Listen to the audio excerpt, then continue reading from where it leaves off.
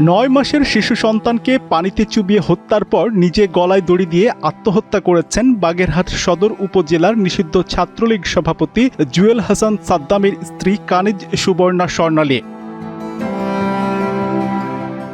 শুক্রবার দুপুরে বাগেরহাট সদর উপজেলার সাবেকডাঙ্গা গ্রামে এ ঘটনা ঘটে। জানা যায়, জুয়েল দীর্ঘদিন থেকে কারাগারে রয়েছেন। স্বজনদের ধারণা, স্বামী কারাবন্দী থাকায় হতাশ হয়ে স্বর্ণালী প্রথমে তার শিশু সন্তান নাজিমকে হত্যা করে পরে নিজে আত্মহত্যা করেন। যে মারা গেছে তার শাশুড়ি থাকে, আর একটা ননদ থাকে, আর একটা ছোট একটা বাচ্চা থাকে ফ্যামিলিতেই, আর সবাই যার যার বাইরে থাকে। ছোট বাচ্চাটা যে ছিল সে নামাজে গেছে, বাকি ছিল সে তার ননদ ছিল, তার ননদকে পাঠাইছে তার বাপের বাড়িতে টাকা দেওয়ার জন্য। সে এই পাশে সুসাইড করেছে। খুবই ভালো মেয়ে ছিল।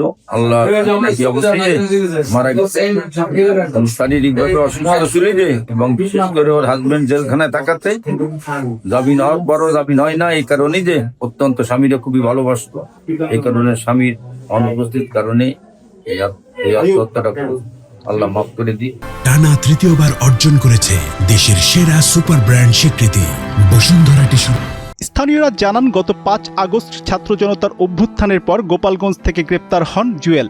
বর্তমানে তিনি বিভিন্ন মামলায় যশোর কারাগারে বন্দী রয়েছেন। স্বামীকে কারাগার থেকে মুক্ত করার জন্য দীর্ঘদিন ধরে বিভিন্নভাবে চেষ্টা করছিলেন। এ কারণে মানসিকভাবে হতাশায় ভুগছিলেন। আমার বোন মারা গেছে, আমার বোনের পরিবারের সাথে আমার বোনের ভালো বন্ডিং ছিল, আমাদেরও ভালো বন্ডিং ছিল। আমার বোনাই থানা ছাত্রলীগের সভাপতি ছিল। শেখ হাসিনা পতনের পরে মামলা মোকদ্দমায় সে জেলে গেছে। অনেকবার জামিন হওয়ার কথা ছিল, জামিন হয়নি। এই নিয়ে আমার বোন মানসিকভাবে ভেঙে পড়ে। আমরা তারা অনেক বোঝানোর চেষ্টা করেছি, তারপরেও সে মানসিকভাবে ভেঙে পড়লে পরে আমরা চেষ্টা করেছি যে তারে ডাক্তার দেখানো, যেহেতু সে অসুস্থ বোধ করে এবং শারীরিকভাবে সে অসুস্থ ছিল, বাচ্চা ছিল। মনের ভিতরে একটা সবসময়ের জন্য বোনের প্রতি যে একটা ভালোবাসা, সেই জিনিসটা মানে তাকে অনেক ভালোবাসতো, যে এক কথাই সেই জিনিসটা সে মানে করতে পারতো না, বাঁধতে পারতো না যে তাকে জেলে রয়েছে সেই সময়টা যে সে কিভাবে কাটাইছে।